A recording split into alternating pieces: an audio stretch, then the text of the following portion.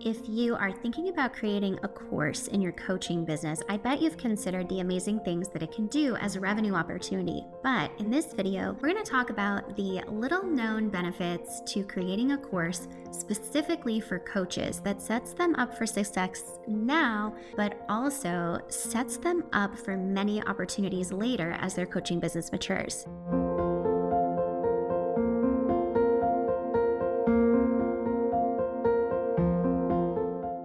Make sure you hit like and subscribe and stick around till the end because I'll also tell you my best tip for getting this course created quickly and on the fly.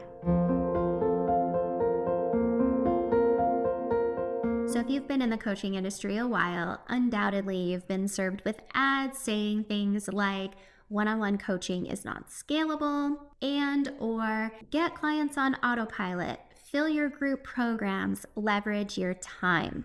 And while those things have a grain of truth to them, as a lawyer friend of coaches since 2015, I have seen inside of a lot of coaching businesses. And as you may know from our one-on-one coaching series, even the highest level coaches always maintain space and love to have that one-on-one roster. There's always a place for it. But more importantly, in today's video, I want to suggest something to you that a lot of people are not talking about, which is that leveraging your time into ever larger group programs is not the only way to be available to help and transform more people than just your one-on-one roster. And in fact, so many coaches I know have been burned by joining these big group programs that give the appearance of access to the leader and the appearance of support, but really are not potent enough to really maintain the human component that allows clients to get results. You know, the world is full of information, but people still have problems because there's more to solving those problems than just the information. And I'm sure as a coach with one-on-one clients, you know that deeply and intimately because you are there holding space, giving accountability, and doing all of these other things that help a coaching client go from point A to point B. Okay, so what is the alternative and what I consider the more ethical way to scale? That is eventually being able to offer certification and licensing programs so that your programs can get out to the world on a mass scale without losing that human component.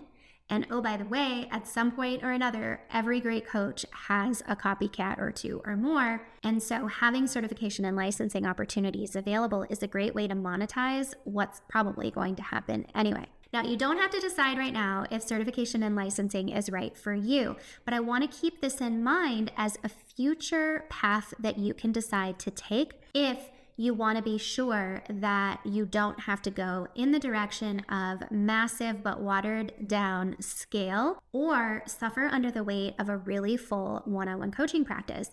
There is an alternative.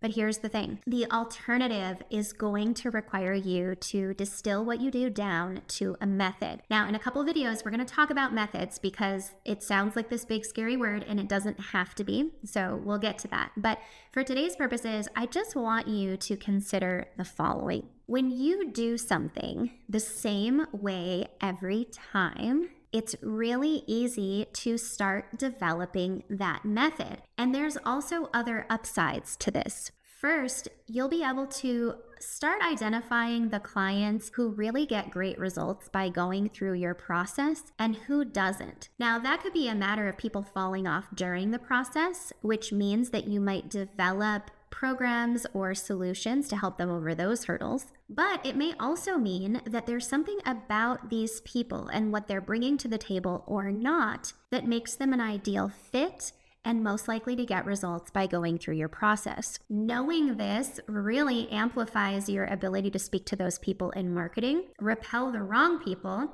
and ultimately fill your coaching practice with people who are going to get great results. People who get great results, first of all, are happy. And you know around here that we say that unhappy clients are the biggest source of legal problems. So avoiding those is an end unto itself. But also when you get these amazing transformational results, your work starts selling itself. It's out in the world, promoting you, being a stand for you. so that it makes your marketing and your conversion efforts a lot easier. And all of those things are true even if you don't end up marketing the course that results from you documenting your method. When it comes to courses, a lot of coaches think they have to teach absolutely everything. And this can be a really big and morale killing hurdle, because when are you going to find the time to do that? How do you want to distill this information down? And I want you to consider the following on that subject. Your course could be a high-level overview to your method, which helps people buy in to what they're going to do with you in your higher level programs, which may include one-on-one. Or maybe you discover in the one-on-one setting that people are not quite ready and you have some additional heavy lifting to do when they come into that container. This would be a great piece of your method to pull out and create a course around. In other words, you are helping refine these prospects into perfectly ideal clients for you, all the while building a standalone asset, the course, that yes, you can sell separately and that you can build on later to create a certification and licensing program. When you get known for that method, it solves a lot of problems in your coaching business. You have probably been in coaching containers where you're excited about the content, but really you want to be in proximity to the coach. And in a lot of coaching businesses, they're really selling proximity as opposed to the transformation, which is secondary. This turns that on its head. So as you grow and evolve or change your mind or want to pivot, you're not stuck in a situation, A, where you have to deliver something you're not interested anymore, or B, where you have to burn something completely down because there's no other way to offer it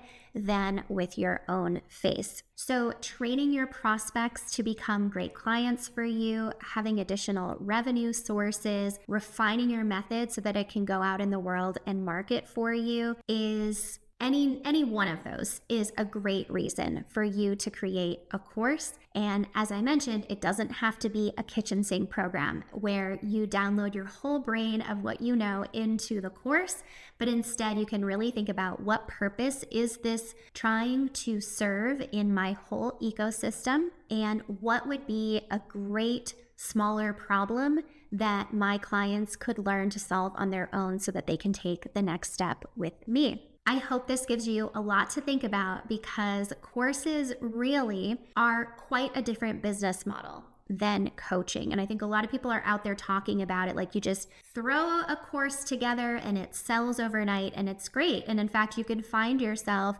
really having to switch gears and divert your energy into this completely different enterprise. But when you think about a course from this perspective, bringing the right people in and refining them, helping them alongside their journeys so that they become qualified to work with you one-on-one, and even ultimately having a training ground for future practitioners of your method, you can see that we don't need to be in a completely different business model, but instead this can supplement and even amplify what you're doing in the coaching space. I would love to know in the comments, have you attempted a course?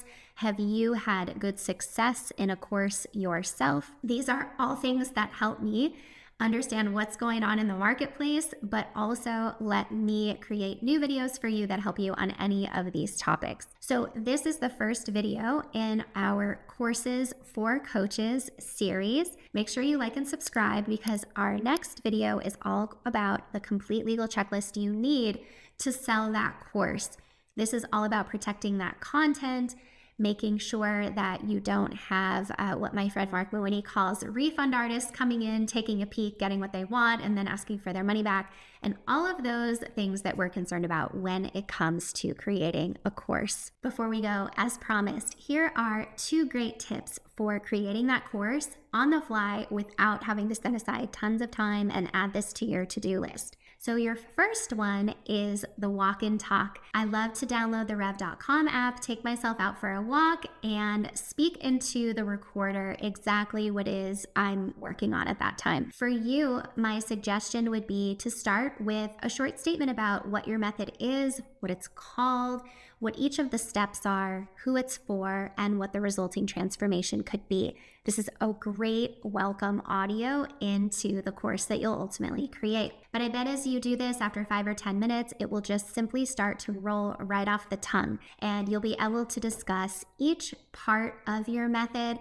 talking about symptoms that people would experience to know they're in that stage and your best ways to get through and move on to the next. You can also tell them what to look out for as they're on this journey and any other information that you think gives a really great, high level but useful and actionable explanation of your method. The nice thing about rev.com is you can download those audios to put in your membership site, and you can simply, quickly, and inexpensively have those transcripts transcribed so that you can create course material from it. Now, the way to do this even more simply is that if you are on one-on-one coaching calls with your clients, just make note of what your steps are and where this particular client is in that journey. You might ask your client for permission if you're recording to say, I would like to record a simple short overview of the method and the step that you're at for the benefit of you understanding what we're going to do on today's call. Are you okay with that?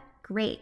Then you can do exactly what I was just talking about on rev.com, but right in the context of your one-on-one appointments. Of course, when you extract that material from the recording to use in your course site, you'll want to be sure that there's no client identifying information, that your client's face or name is not appearing on the screen, and that you're talking about it in a more general sense as opposed to in conversation with that client. That's the best way to get the most bang for your buck as you're either out on your walk or already in your coaching calls. You can always improve upon these later, refine them, but simply practicing speaking the method and what you want people to know about it aloud can go a long way towards helping you refine it and get that final version out into the world. If this video was helpful to you, be sure to like and subscribe so that you'll get the next video in our series all about courses for coaches. I'll see you there.